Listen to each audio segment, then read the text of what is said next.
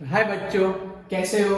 तो आज का हमारा कंसेप्ट है shielding effect and calculation of a what and the calculation of a effective nuclear charge. तो what do you mean by shielding effect and what is the meaning of a effective nuclear charge? तो क्या meaning लिखे हम shielding effect का, क्या meaning लिखे हम effective nuclear charge का? तो shielding effect means, what do you mean by a shielding effect? बोलो, आप में से अगर किसी को पता हो तो कमेंट सेक्शन में यस यस यस इतना लिख दो, तो भी मेरे को पता चल जाएगा कि आप सबको मालूम है. चलो फटाफट 5 सेकंड देता हूं, फटाफट कमेंट सेक्शन में yes yes yes yes yes yes लिख दो. ओके, तो what do you mean by a shielding effect and what do you mean by a effective nuclear charge? तो it is known as a balance between it is known as a one type of a balance. It is known as a one type of a balance. किसके बीच में? तो it is a balance between a attraction of, it is balance between a attraction of a proton. Attraction of a proton means mainly nucleus की बात चल रही है. Attraction of a proton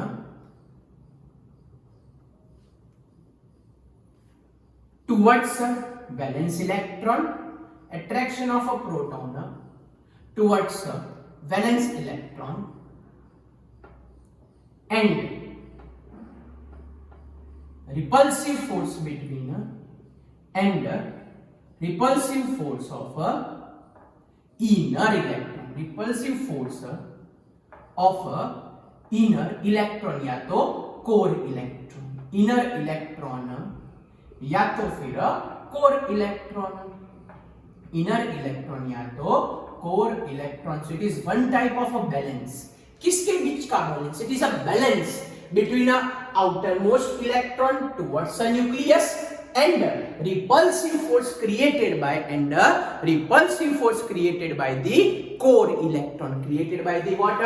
Core electron. And what do you mean by effective nuclear charge? Z effect का मतलब क्या होगा and how to calculate? तो what do you mean by the effective nuclear charge? It is symbolized by Z effect. Okay, तो what do you mean by effective nuclear charge? तो effective nuclear charge means net attraction of, net attraction, not only attraction, it is a net attraction of proton towards a valence electron, net attraction of a proton towards a valence electron, proton towards a which electron? So proton towards a valence electron. Okay, proton towards a what? A valence electron. इसको बोलते हैं effective nuclear charge. अब ये दोनों meaning समझने के लिए मैं बड़ा सिंपल सा बहुत अच्छा सा एग्जांपल दूंगा, आपको चुटकी बजा के आ जाएगा. ओके, जैसे कि बच्चों समझ लो कि हमारे पास एक बड़ा सा सेलिब्रिटी है. ओके, ये सेलिब्रिटी इतना फेमस है कि सबको उसके नजदीक जाना है, सबको उसके नजदीक जाने. बहुत बड़ा सेलिब्रिटी है.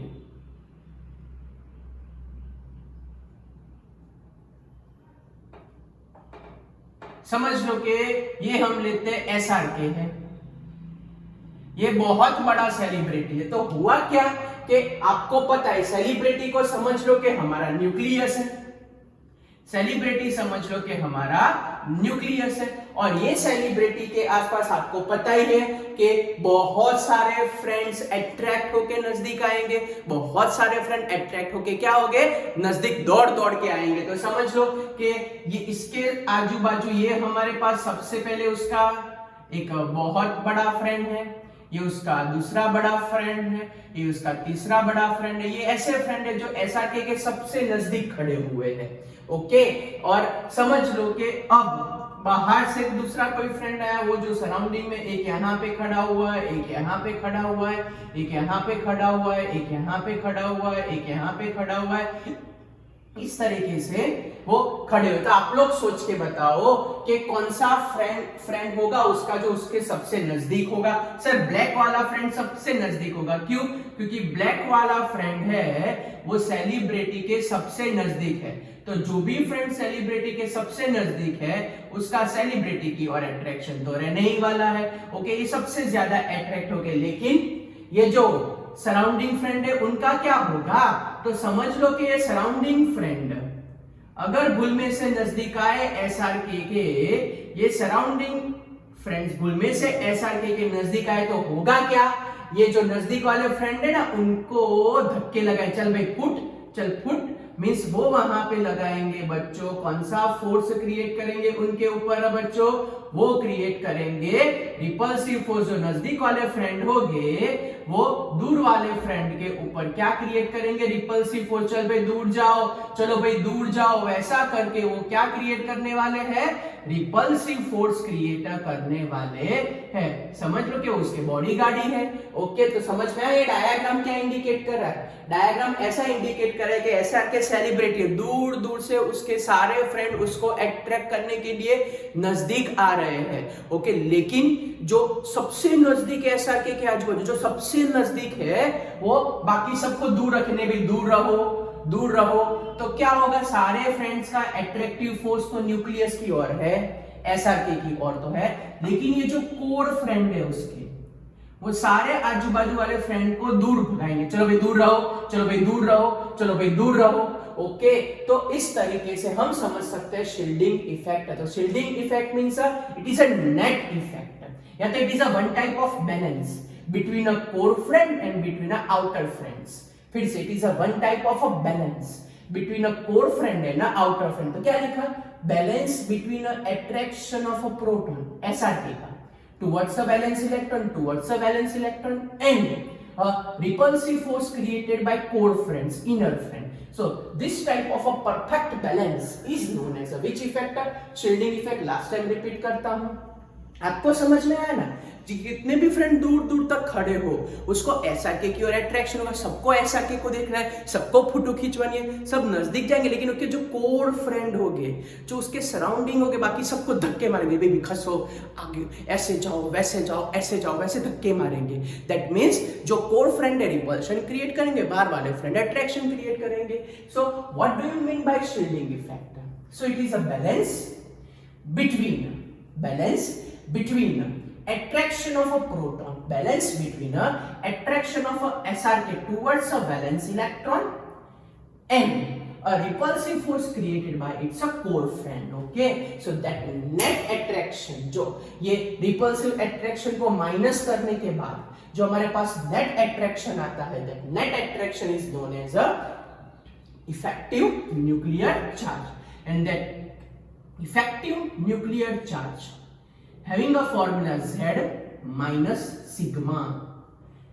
ओके, देखते हैं, चलो नेक्स्ट बोर्ड पे देखते हैं कि ये कैसे आप लोग ये इफेक्टिव न्यूक्लियर चार्ज बच्चों कैसे कैलकुलेट करोगे? How to calculate this effective nuclear charge? How to calculate effective nuclear charge? तो ये इफेक्टिव न्यूक्लियर चार्ज कैलकुलेट करना हो तो उसका हमारे पास बड़ा अच्छा फॉर्मूला है। What is that formula? So effective nuclear charge is calculated by using a formula कि भाई Z effective nuclear charge is equals to atomic number Z minus sigma. What do you mean by Z? Z is known as an atomic number. What do you mean by Z? Z is known as a atomic number. And what do you mean by sigma? Sigma is known as a shielding constant. Sigma is known as a which constant? The shielding constant. तो अभी जो discussion करने वाले बच्चों वो सबका सब discussion होगा कि how to calculate a value of a shielding constant. How to calculate a value of a shielding constant. Okay? तो अगर आपको ऐसा पूछे, अगर बच्चों आपको ऐसा पूछे कि calculator shielding effect for S and P electron of this and that, फिर से ऐसा आपको पूछे कि कैलकुलेटर, क्या पूछे आपको? Calculator shielding effect for S and P electron of this certain elements, तो हाउ टू कैलकुलेटर? और आपको पूछे कि भाई find out the shielding effect for D and F, तो ये शील्डिंग कांस्टेंट की वैल्यू लाने के लिए ये ऑर्बिटल्स अपने आप क्लियर कट दो पार्ट में डिवाइड हो जाती है। सबसे पहला ऑर्बिटल्स का कंसेप्ट देखने जाए तो हमारे पास डिस्कशन में है एस एंड पी में सेम इफेक्ट का डिस्कशन है सिग्मा का, एंड डी एंड एफ में सेम इफेक्ट का डिस्कशन है सिग्मा रिलेटेड। यहां पे हम लिखेंगे ऑर्बिटल्स का means and value of a N, value of a sigma for a N.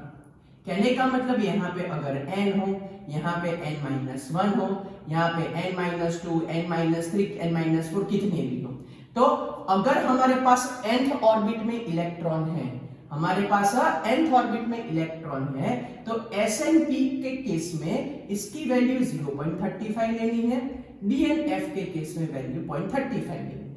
अगर यही केस अगर n माइनस एग्जांपल से बच्चों समझाता हूं, टेंशन मत लो, अब ये कोर वैल्यू है दैट यू रिमेंबर।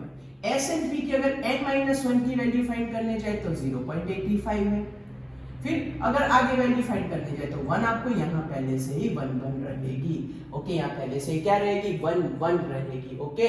तो अगर आपको बोले कि s एंड p के लिए हमको कैलकुलेट करना है तो याद रखो कि अगर n हुआ मींस nth ऑर्बिट हुई तो 0.35 इफेक्ट देखनी है, n-1 वैल्यू हुई 0.85 वैल्यू देखनी है, n-2 n-3 हुआ तो 1 वैल्यू। अब कैसे अप्लाई करना है सीख रहे बच्चों, मिनिमम 8-9 एग्जांपल लेने वाले, कैसे अप्लाई करना है वो आपको समझ में आ जाएगा। इसका मैं व्हील भी एक बना देता हूं, एक व्हील बना देते हैं तो आपको वो भी मालूम हो जाए कि कैसे कैलकुलेशन हमको करना है। तो समझ लो कि हमारे पास न्यूक्लियस है, बराबर, तो ये न्यूक्लियस के सराउंडिंग वाली सब की सब ऑर्बिटल, ये न्यूक्लियस के सराउंडिंग वाली सब की सब ऑर्बिट। अब समझ लो कि ये हमारे पास है nth ऑर्बिट, ये हमारे पास है n-1 ऑर्बिट, ये हमारे पास है n-2, ये हमारे पास है n-3, ओके। तो अगर हमारे पास s एंड p है, अगर बोले कि calculate shielding effect for s and p orbital, तो क्या याद रखने का कि nth ऑर्बिट के लिए हम वैल्यू फॉलो करेंगे 0.35, n-1 के लिए 0.85 और इसके लिए 1 और इसके लिए 1। और सेम टू सेम अगर हमको पूछे कि calculate effect in D, calculate effect in D and F, calculate effect in D and F, तो फॉर दैट यू रिमेंबर बाजू में लिखा हुआ लिखो n-1, n-2, n-3, तो यहां वैल्यू बच्चों हमारे पास होगी ये 0.35 यहाँ पे वैल्यू, और ये सब की सब वैल्यू हो जाएगी 1। अब सबसे ज्यादा अवेटिंग आपको क्या होगा, सर ये आपने बता तो दिया but how to apply, yes वो सीखना है। अब how to apply that is important. चलो तो कैसे अप्लाई करना है स्टार्ट करें, यहां तक पता चला। अगर आपको पूछे calculator effective nuclear charge for s orbital of this, for p electron of this, तो आपको ये सीक्वेंस फॉलो करने की। आपको पूछे कि d electron of this and f electron of this, तो आपको दूसरी वाली सीक्वेंस फॉलो करने की। s एंड p ऑर्बिटल के इलेक्ट्रॉन की बात करें तो पहला वाला पकड़ लेने का आपको, d एंड f की बात करें तो दूसरा वाला सिलेक्शन कर देने का। क्लियर? कोई डाउट आपको, कुछ पूछना है? ओके चलो तब आगे बढ़ते, कौन से स्टेप्स फॉलो करें एंड हाउ टू कैलकुलेट। तो हमको फॉलो करना है बच्चों total 3 step. Step number 1, step number 1, right electronic configuration, that is our first main step, write a electronic configuration, ये हमारा step number 1। Step number 2, arrange them according to increasing order of n, arrange them according to increasing order of, arrange them according to the increasing order of n। increasing order of n का मतलब बच्चों होता है हमको 1s फिर 2s 2p means n वाले को साथ में रखने का, ये अफबाउ रूल फॉलो नहीं करने का। हमको जो n वाले होते हैं उनको साथ में रखने का, अफबाउ को फॉलो नहीं करना है, ओके। फिर 4s 4p, ओके। फिर हमारे पास आएगा ये 4d and 4f, हमको अकॉर्डिंग टू जाना है, हमको जाना है अकॉर्डिंग टू n वाइज जाना है। हमको कैसे जाना है? n वाइज, अफबाउ फॉलो नहीं करना है। सबसे last step, step number 3, for which electron you calculate, for which electron you calculate, for which electron you calculate, बस ये हमको ध्यान रखना है, for which electron you calculate, clear बच्चों, for which electron you calculate, ये हमको बच्चों ध्यान रखना है, ये स्टेप्स फॉलो करने हैं। तो which electron means S and P वाले इलेक्ट्रॉन के लिए कैलकुलेट करना है कि D and F वाले के लिए कैलकुलेट करना है, वो हमको डिसाइड करना है। चलो क्लियर हुआ बच्चों। What is step number 1, write a electronic configuration. What is step number 2, arrange them according to n wise, arrange them according to what n wise. Next step, for which electron you calculate, this thing is important. चलो basic example से चालू करते हैं, फिर धीरे धीरे अच्छे example की ओर माइग्रेट हो जाएंगे। चलो ऐसा क्वेश्चन पूछते हैं आपको। सबसे पहला क्वेश्चन के 2s electron of lithium, calculate effective nuclear charge on 2s electron of lithium. Next, calculate effective nuclear charge on 3s electron of 3s electron of sodium। चलो हाउ टू कैलकुलेट, चलो पहले इससे एक छोटा एग्जांपल लेते हैं।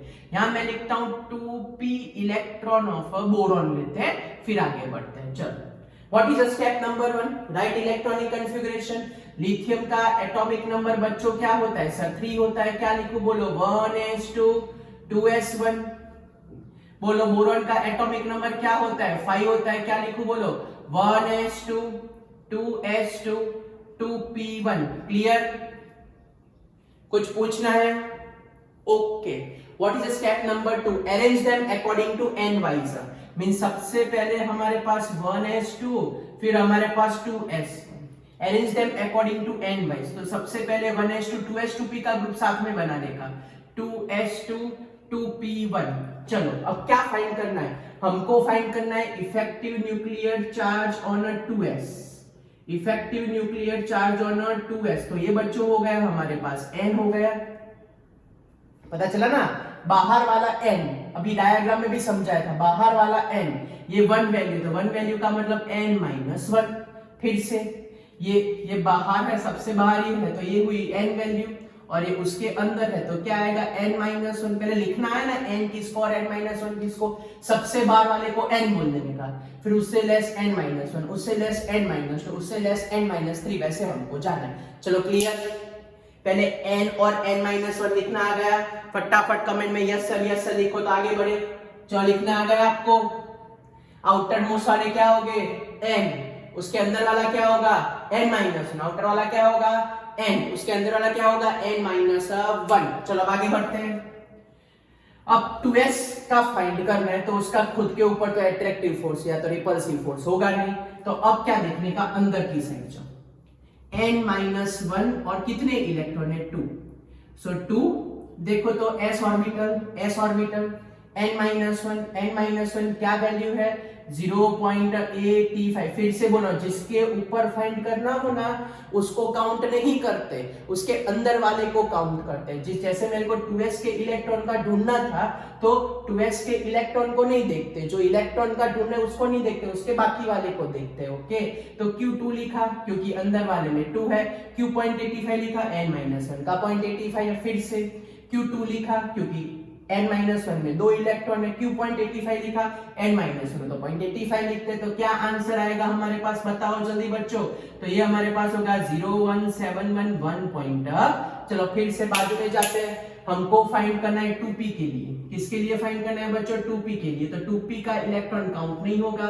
Yes, किसके लिए फाइंड करना है? जो इलेक्ट्रॉन के लिए फाइंड करना है उसके अलावा सबको देखने हैं, जो इलेक्ट्रॉन के लिए फाइंड करना है उसके अलावा सबको देखने हैं, जो इलेक्ट्रॉन को फाइंड करना है उसके अलावा सारे इलेक्ट्रॉन देखने हैं। चलो तो सबसे पहले तो 2p को तो अभी एक है तो उसको निकाल दो क्योंकि उसके ऊपर ढूंढना है। अब उसी n वाला 2s है तो n हो और s ऑर्बिटल हो, तो हमारे पास आंसर आता है 0.35। टपी पड़ी फिर से, ये n वाला है, n वाला है, s में 2 है, s में 2 है, मल्टीप्लाई बाय 0.35। चलो फिर अंदर n-1 वाला, n-1 वाला, कितने n-1 वाले हैं? n-1 वाले 2 है, n-1 वाले 2 है, और n-1 के लिए क्या वैल्यू लिखूं? 0.85। ओके, या तो अगर आपको समझ में आए तो आप लोग ऐसा लिख सकते हो, सबसे पहले n इंटू 1 एक इलेक्ट्रॉन, फिर n-1 इंटू 2 2 इलेक्ट्रॉन, इसका खुद के ऊपर कोई चार्ज नहीं रहता, कोई इफेक्टिव न्यूक्लियर चार्ज नहीं होता, तो 0। n-1 क्या वैल्यू है?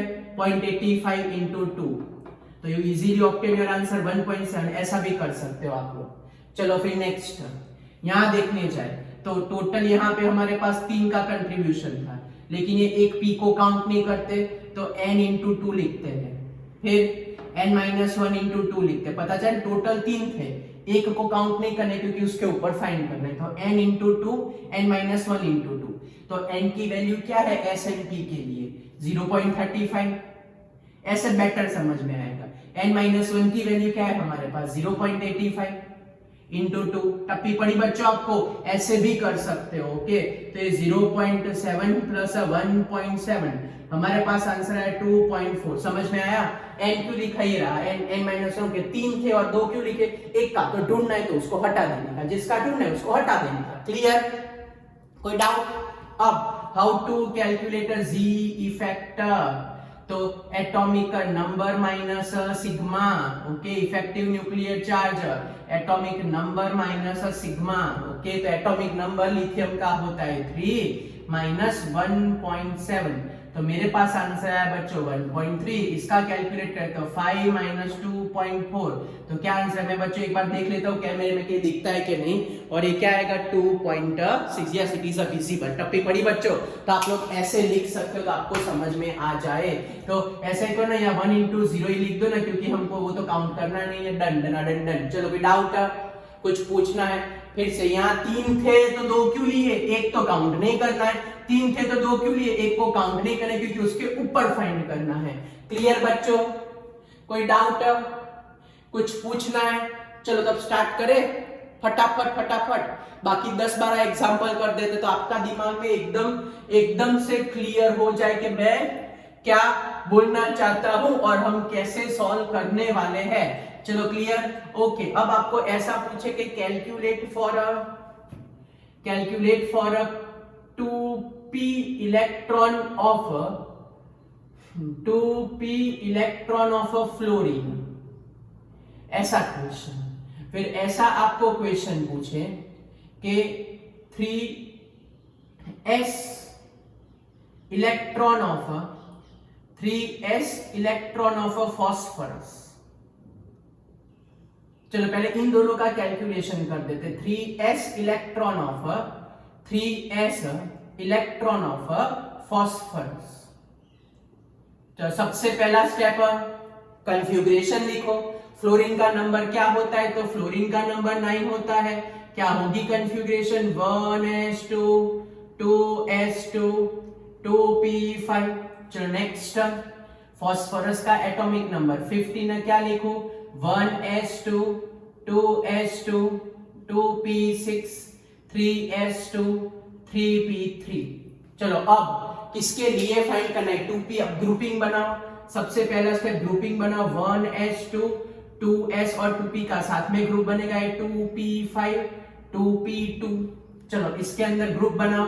पहले 1s2 फिर 2s2 2p6। किसके ऊपर फाइंड करने? 3s के लिए। तो बार ये तो होगा ही नहीं, जिसके लिए फाइंड करना है वहां तक ही रखो 3s2। चलो क्लियर? अब लिखो, क्या लिखे बोलो? यहां लिखता हूं n, लिखता हूं यहां लिखता हूं n-1। क्लियर? ओके, यहां लिखता हूं n, यहां लिखता हूं n-1, यहां लिखता हूं n-2। क्लियर? लिखना आ गया आपको n n-1 n-2 लिखना आ गया आपको? ओके, चलो अब क्या फाइंड करना है? 2p का इलेक्ट्रॉन टोटल कितने थे? 7 थे। टोटल कितने थे? 7। उसके एक काउंट नहीं करेंगे, क्यों? एक के ऊपर ढूंढना है। फिर से टोटल कितने थे? 7 एक 2p के एक इलेक्ट्रॉन के ऊपर ढूंढना है। ओके, ऐसा लिखे 2p इलेक्ट्रॉन ऑफ फ्लोरीन, तो एक ही लेने का, सारे नहीं लेने के। ओके, आपको बोले कि टोटल हमारे पास है ये n इक्वल टू 2 में टोटल 7 है, उसमें से एक के ऊपर ढूंढना है, तो एक को निकाल दो। तो क्या बोलूं मैं, n into 6 plus n minus 1 में कितने इलेक्ट्रॉन है, 2 इलेक्ट्रॉन है। चलो क्लियर हो रहा है बच्चों। यहां क्यों 6 लिखा, क्योंकि 7 थे और एक के ऊपर ढूंढना है, तो एक निकाल देने का। 7 थे और एक के ऊपर ढूंढना है, तो मैंने वो एक निकाल दिया। 7 थे और एक के ऊपर ढूंढना था, एक निकाल दिया, उसके अलावा सारे के सारे लिखे। चलो s है तो 0.35 इंटू 6, n माइनस 1 0.85 इंटू 2, तो क्या आंसर आएगा, 0 हो जाएगा, 3 हो जाएगा, 1 हो जाएगा, 2 हो जाएगा और ये हो जाएगा 2.10 प्लस इसका हमारे पास होगा 1.7। तो व्हाट इज अवर आंसर, सो हमारे पास आंसर है 3.8। चलो नेक्स्ट, इसके लिए कैलकुलेशन, चलो s इलेक्ट्रॉन ढूंढना है। चलो अब आप लोग लिखो, चलो कमेंट में लिखो n इंटू क्या करूं, n माइनस 1 इंटू क्या करूं और फटाफट n माइनस 2 इंटू क्या करूं। चलो बोलो तो, s इलेक्ट्रॉन ढूंढना है, 3s इलेक्ट्रॉन 3p को क्यों निकाल दिया, क्योंकि 3p काम का ही नहीं, उसका पूछा ही नहीं। ओके, तो 3s का पूछा, एक इलेक्ट्रॉन का मींस मैंने क्या बोला, 3s इलेक्ट्रॉन पूछे, तो n में 2 है, इसमें पूछा है, इसमें 2 है, एक निकाल देने का। फिर से इसमें 2 है, एक निकाल देने का, इसमें 2, एक निकाल दे, क्योंकि वो एक के ऊपर ढूंढना है। जैसे यहाँ बच्चों 7 नहीं था, हमने क्या लिखा 6, जो एक ढूंढने को निकाल देने का। यहाँ पे 2 है, 3s इलेक्ट्रॉन के ऊपर पूछा है, तो 2 है और एक के ऊपर पूछा है, तो एक निकाल दो। मींस ऐसा करो, जितने जहां पे पूछा वहां से एक इलेक्ट्रॉन लेस कर देने के, क्या मगज मारी खाली खाली। यहाँ टोटल 2 and 6 हो गए 8, यहाँ पे टोटल हो गए 2 इलेक्ट्रॉन। ओके, चलो वैल्यू छाप दो, इसकी वैल्यू है 0.35, फिर 0.85 इंटू 8 प्लस 1 इंटू 2, तो हमारे पास आंसर है 0.35 प्लस ये हो जाएगा 0 हो जाएगा, 4 हो जाएगा, 8 हो जाएगा, 6 हो जाएगा प्लस 2, तो हमारे पास फाइनल आंसर यहाँ पे आया, ये 5 हो जाएगा, 1 हो जाए 9.15। चलो पता चला बच्चों, मैंने क्या बोला, जिसके ऊपर फाइंड करना हो वो ऑर्बिटल में से एक निकाल दो, हो तो 1 करने का 4 हो, तो 3 करने का 5 हो, तो 4 करने का 6 हो, तो 5 करने का 7 हो, तो 6 करने का। लास्ट, जिसमें लास्ट वाले में पूछा हो उसमें से एक माइनस करके यहाँ आपको लिखना है। 2 थे तो 1 नहीं लिखी मैंने। चलो अब कैलकुलेट करो, effective nuclear charge Z minus sigma, atomic number 9 minus 3.8, तो 5.2 इज अवर आंसर। चलो यहाँ पे effective nuclear charge Z minus sigma, Z हमारे पास फॉस्फोरस का 15 माइनस 9.15, तो मेरे पास आंसर आएगा 5.85 इज अवर आंसर। चलो बच्चों टप्पी पढ़ी, समझ में आया कैसे कैलकुलेट करना है? टप्पी पढ़ी आपको, कुछ पूछना है? समझ आया बच्चों? क्लियर है? यहां तक कोई डाउट? चलो फटाफट लिख लो। चलो आगे बढ़ते हैं। अब हम कैलकुलेट करेंगे बच्चों फॉर D and F। अब हम now बच्चों we take the example of regarding this D and F orbital, regarding what D and F। D and F को समझने के लिए आप लोग ऐसा याद रखना कि जो N D and NF वाले होंगे उन सबके लिए हम लेने वाले 0.35, फिर से N D और NF वाले होंगे उन सबके लिए हम लेने वाले हैं 0.35, और for all remaining in case of N D and NF for all remaining we always utilize a value is equals to 1। for all remaining we utilize a value 1। तो क्या याद रखना है? ND और NF में यही है, लेकिन उसको थोड़ी अच्छी तरीके से लिखा तो आपको समझ में आए कि for ND and NF we take a 0.35 and for remaining all we take always a 1। जैसे कि आपको मैं ऐसा क्वेश्चन पूछूं कि for a 3D electron of Fe, तो क्या करें? 3D इलेक्ट्रॉन ऑफ Fe के लिए कैसे कैलकुलेट करें? चलो तो Fe का नंबर 26 होगा, कन्फिग्रेशन लिख देते हैं, क्या लिखे? तो 1s2 2s2 2p6 3s2 3p6 4s2 3d6। चलो अब ग्रुप वाइज अरेंज करो, एक 1s का ग्रुप अलग से बनेगा, ओके, एक 2s2 2p6 का ग्रुप अलग से बनेगा, यस, एक 3s2 3p6 का ग्रुप अलग से बनेगा, यस, एक 3d का ग्रुप अलग से बनेगा और एक 4s2। ऑब्वियसली इसका एटॉमिक नंबर ज्यादा है, हमको d इलेक्ट्रॉन के ऊपर पूछ के रखा है, तो ऑब्वियसली इसकी इफेक्ट हो जाएगी 0, क्योंकि बाहर वाले को कोई प्रॉब्लम नहीं होगा। अब यहाँ पे हमको 3D के इलेक्ट्रॉन के बारे में बच्चों फाइंड करना है। किसके बारे में फाइंड करना है? हमको 3D के इलेक्ट्रॉन के बारे में ढूंढना है। तो कितने इलेक्ट्रॉन है? 6। क्या समझाया था आपको? एक कम कर देने का। ओके, कितने इलेक्ट्रॉन है? 6। तो क्या समझाया था आपको? एक कम कर देने का। ओके, फिर remaining all, for remaining all, yes, N D या तो NF हो उसके लिए 0.35 and for remaining all, for remaining all value is 1। कितने remaining all? 6 2 8 and 8 16 and 2 18। तो for remaining all it is a 18। टप्पी पड़ी बस। तो ये d ऑर्बिटल आए तो माइनर ये चेंज करना है। अगर d ऑर्बिटल आए तो आपको ये माइनर चेंज करना है। अगर d ऑर्बिटल आए तो आपको ये माइनर चेंज करना है।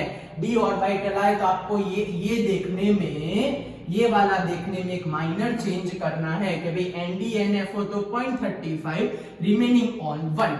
NdNF क्यों 5 लिए? क्योंकि एक इलेक्ट्रॉन के ऊपर तो ढूंढना है, तो खुद के ऊपर तो रिपल्सिव फोर्स करेगा नहीं, बचे 5। तो Nd और NF के लिए 0.35, रिमेनिंग ऑल के लिए 8। तो क्या लिखे बोलो? सिग्मा की वैल्यू तो ये हो जाएगी 18 और ये 5 से मल्टीप्लाई कर देते हैं तो 5 and 2 तो 7 and 1 तो 1.75। तो क्या आंसर आएगा हमारे पास? 19.75। तो how to calculate effective nuclear charge? So effective nuclear charge हमारे पास बच्चों आएगा एटॉमिक नंबर 26 माइनस 19.75। तो हमारे पास आंसर आएगा 6.25।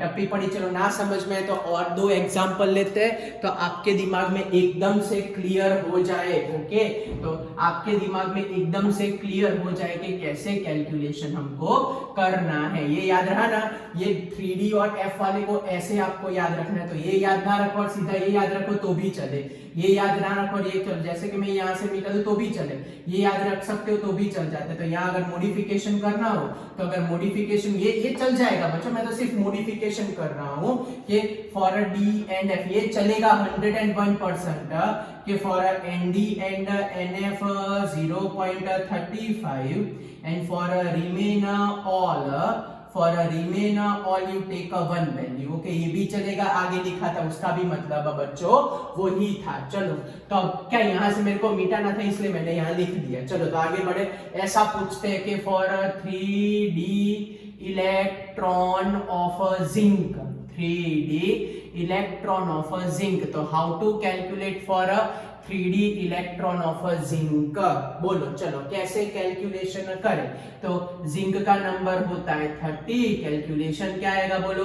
1s2 2s2 2p6 3s2 3p6 4s2 3d10। चलो ग्रुप बनाओ। क्या सिखाया था? ग्रुप बनाओ एन वाइज इंक्रीजिंग ऑर्डर का। पहले 1s2 का ग्रुप आएगा, फिर हमारे पास 2s2 2p6 का ग्रुप आएगा, फिर हमारे पास 3s2 3p6 का ग्रुप आएगा, फिर हमारे पास 3d आएगा और हमारे पास फिर आएगा 4s2। 4s2 के लिए तो सिग्मा 0 हो जाएगा क्योंकि बाहर का है तो कोई टेंशन नहीं है।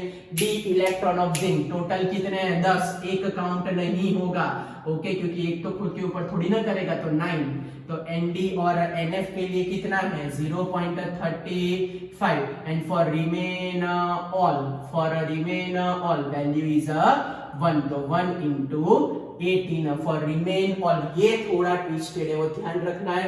Nd और NF के लिए 0.35 for remain all it is 1। अभी जो लिखा था उसका मतलब ये था कि Nd और NF के लिए 0.35 for remain all it is 1। चलो तो स्टार्ट करें बच्चों। यस सर स्टार्ट करते हैं, यस सर स्टार्ट करते हैं। तो चलो क्या आएगा सिग्मा, तो ये हमारे पास होगा 18 प्लस, चलो 9 से मल्टीप्लाई कर देते हैं 45, 4 हो जाएगा 27 एंड 4 31, 3 कर देते तो 3.15। ओके, तो हमारे पास आंसर है 21.15। तो what is the value of a effective nuclear charge, तो Z इनटू सिग्मा, तो 30 माइनस 21.15, तो व्हाट इज अवर आंसर, तो हमारे पास आंसर आएगा 8.85। चलो क्लियर बच्चों, कोई डाउट कुछ पूछना है तो क्लियर करो, चलो जल्दी जल्दी कुछ पूछना है आपको बच्चों, कोई डाउट है? Okay, now last question related to this Slater rule. तो अभी तक जो भी करा है उसमें जितने भी डाउट है वो इंस्टेंट सॉल्व हो जाएंगे। ओके, तो क्वेश्चन ऐसा है कि for manganese first effective nuclear charge on 4s electron and second effective nuclear charge on 3d electron। तो अगर 4s इलेक्ट्रॉन हो तो s इलेक्ट्रॉन के लिए पहला वाला ये लिखते, ऑर्बिटल की जगह इलेक्ट्रॉन लिखते हैं, बराबर। तो अगर ये आपको s का पूछा तो s वाली सीक्वेंस फॉलो करने के, d का पूछा तो d वाली सीक्वेंस, इसमें दोनों कॉम्बिनेशन कर देता हूं तो आपका सब कुछ एकदम क्लियर हो जाए। और डाउट हो तो भूले भी ना मेरे को कमेंट सेक्शन में लिखना, सर डाउट है, फिर से वीडियो बना देंगे। Okay, 1s2 2s2 2p6 3s2 3p6 4s2 3d5 4s2 3d5। चलो ग्रुपिज्म करो फटाफट, क्या आएगा ग्रुपिज्म में, 1s2 का अलग ग्रुप, फिर 2s2 2p6 का अलग ग्रुप, फिर 3s2 3p6 एंड 3d5 का अलग ग्रुप, और लास्ट में 4s2 का अलग ग्रुप। ओके, चलो ये हमारे पास हो गया बच्चों n हो गया, ये हमारे पास हो गया n-1 हो गया, ये हमारे पास हो गया n-2 हो गया, और ये हमारे पास हो गया n-3। चलो s इलेक्ट्रॉन के लिए ढूंढना है तो s को पकड़ो, s इलेक्ट्रॉन के लिए ढूंढना है तो s वाले को पकड़ो। ओके, चलो अब क्या करें, ये n है। ओके, दोनों के दोनों काउंट करें? नहीं सर, आपने तो सिखाया कि एक नहीं काउंट करना है। गुड, तो n के लिए वैल्यू होगी 0.35। ओके, n-1 में कितने हैं टोटल, 8 एंड 13 है, इसके अंदर टोटल 13 है। n-1 के लिए क्या वैल्यू है, 0.85। And for remaining all what is the value, 1। कितने रिमेनिंग ऑल, 8 into 1। टप्पी पड़ी बच्चों, अगर s and p इलेक्ट्रॉन की बात है तो ये वाले सीक्वेंस DNF है, तो ये वाले सीक्वेंस क्लियर, समझ में आया बच्चों? कोई डाउट कुछ पूछना है? अभी भी बोल रहा हूँ, ये एक क्यों काउंट नहीं करते, क्योंकि एक इलेक्ट्रॉन खुद के ऊपर थोड़ी ना रिपल्सिव फोर्स क्रिएट करेगा, वो एक इलेक्ट्रॉन खुद के ऊपर कभी रिपल्सिव फोर्स क्रिएट नहीं कर सकता। ओके, वो एक इलेक्ट्रॉन खुद के ऊपर कभी भी रिपल्सिव फोर्स क्रिएट नहीं कर सकता। चलो तो पहले सिग्मा ढूंढ लेते, तो ये हमारे पास हुआ 8 into 1, ये हमारे पास हुआ 13 into 0.85, ये हमारे पास हुआ 0.35 हो गया। चलो कैलकुलेशन कर देते, ये हो गया 8, 13 into 8 कर देते, 4 हो जाएगा, 2 हो जाएगा, 104 हो जाएगा। तो ये हमारे पास हुआ 10.4, और ये हमारे पास हुआ 0.85, सॉरी 85 है बच्चों के, लिखने में मिस्टेक है, नो प्रॉब्लम, फिर से कैलकुलेशन कर देते, बड़ा इजी है। 058512550 ये हो जाएगा 11, तो हमारे पास आया 11.05। ओके बच्चों, कैलकुलेशन आप लोग करेक्ट कर लेना, वैसे तो राइट ही होगा। तो हमारे पास आंसर आएगा, ये हो जाएगा 40 हो जाएगा, और ये हो जाएगा 19.4 इज अवर आंसर। चलो तो कैलकुलेशन कर देते, तो effective Z effective is equal to क्या होगा, एटॉमिक नंबर 25 माइनस 19.40, तो व्हाट इज अवर आंसर, तो अवर आंसर इज 5.6। चलो पता चला, ये आया s इलेक्ट्रॉन के बारे में, ये आया s इलेक्ट्रॉन के बारे में। अब इसी के अंदर हमको कैलकुलेट करना है for d and for f। किसके लिए, फॉर डी इलेक्ट्रॉन के लिए कैलकुलेट कर, तो ऑब्वियसली ये वाला तो आएगा नहीं, इसके लिए सिग्मा क्या हो जाएगा, 0 हो जाएगा। चलो डी के लिए यस, एक डी का तो ढूंढना है, तो 5 में से हो जाएंगे 4, तो यहां मैं लगा देता हूं 4, और क्या बोला था एनडी और एनएफ वाले के लिए 0.35, और फॉर रिमेनिंग ऑल NDNF वाले के लिए 0.35, for remaining all it is 1। पता चला for NDNF it is 0.35, NDNF it is 0.35, for remaining all it is what, for remaining all it is 1। चलो क्लियर हुआ। यहाँ क्यों 4 लिखा, फिर से पूछ रहा हूँ, यहाँ क्यों 4 लिखा, क्योंकि सर एक का तो ढूंढना है, आपने बताया तो सही सर। ओके गुड, चलो तो यार ये हो जाएगा 18, और ये मल्टीप्लाई कर देते तो 0 हो जाएगा, 2 हो जाएगा, 4 हो जाएगा, 1 हो जाएगा, 1.4 हो जाएगा। तो हमारे पास आंसर आया ये 19.4। चलो तो क्या कैलकुलेट करें यहाँ पे, effective nuclear charge is equals to what, Z minus sigma. Z कितना है हमारे पास 25, हो जाएगा 19.4, तो क्या आंसर आया 5.6। टप्पी पड़ी बच्चों। चलो कोई डाउट, तो ये हुआ हमारे पास पूरा का पूरा concept related to Slater rule, related to effective nuclear charge. समझ में आया बच्चों हमने कैसे कैलकुलेट किया, समझ में आया कैसे कैलकुलेट किया। डी वाले ध्यान रखना है, अभी जो यहाँ लिखा था उसका मीनिंग मैं ये बोलना चाहता था, मैंने सब कुछ कर दिया। क्लियर, कोई doubt? Okay, now last exception एक याद रखना, एक्सेप्शन एक याद रखना है आपको। क्या एक्सेप्शन याद रखना है? तो exception, only one exception, if they ask calculator Z effect for 1s electron of any element, 1s electron of any element, 1s electron of any element, ऐसा पूछे तो always remember for 1s electron it is always fix 0.30, sigma की value fix होती है। जैसे मैं आपको बोलूं कि 1s इलेक्ट्रॉन ऑफ जिंक, तो आपको याद रखने का कि ये हो जाएगा हमारे पास 30 माइनस 0.30, तो हमारे पास आंसर आएगा 29.7। कोई आपको पूछे कि Z means effective nuclear charge for 1s electron of strontium, तो स्ट्रोंशियम का नंबर 38 माइनस 0.30, तो हमारे पास आंसर आएगा 37.7।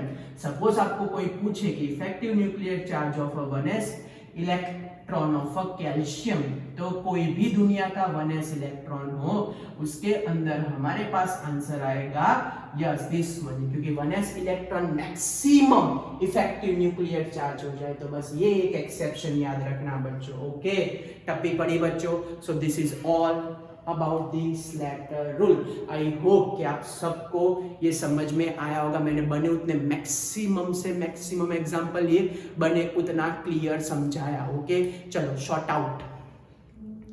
First point, for NS and for NP, S and P electron के लिए क्या, N हो तो 0.35, N-1 हो तो 0.85, remaining all 1। For D and F electron, अगर ND and NF हो तो 0.35, for remaining all you take as 1। Next है कैसे स्टेप्स फॉलो करें। पहला, write electronic configuration. Second, arrange according to group wise, N के इंक्रीजिंग ऑर्डर में लगा दो। And third, for which electron you calculate and apply a table. Clear बच्चों, कोई डाउट? कुछ डी वाले में क्या ध्यान, और दूसरी चीज ये जो जिसके ऊपर फाइंड करना है वो वाला इलेक्ट्रॉन काउंट नहीं होता। जैसे S इलेक्ट्रॉन बोलूं तो उसका मतलब S में 2 हो तो 1 को काउंट नहीं करना, D इलेक्ट्रॉन हो तो D में 5 हो तो 1 नहीं ढूंढने का, F को बोलूं तो F14 हो तो 1 काउंट नहीं होगा, 1 को निकाल के बाकी सबका ढूंढने का बच्चों। ओके बाय, मिलते हैं बच्चों, और वीडियो को लाइक करना मत भूलना, चैनल को सब्सक्राइब करना मत भूलना, और अगर आपको वीडियो पसंद आए तो उसको शेयर कर देना। ओके बच्चों, बाय, मिलते हैं, पढ़ते रहना बच्चों।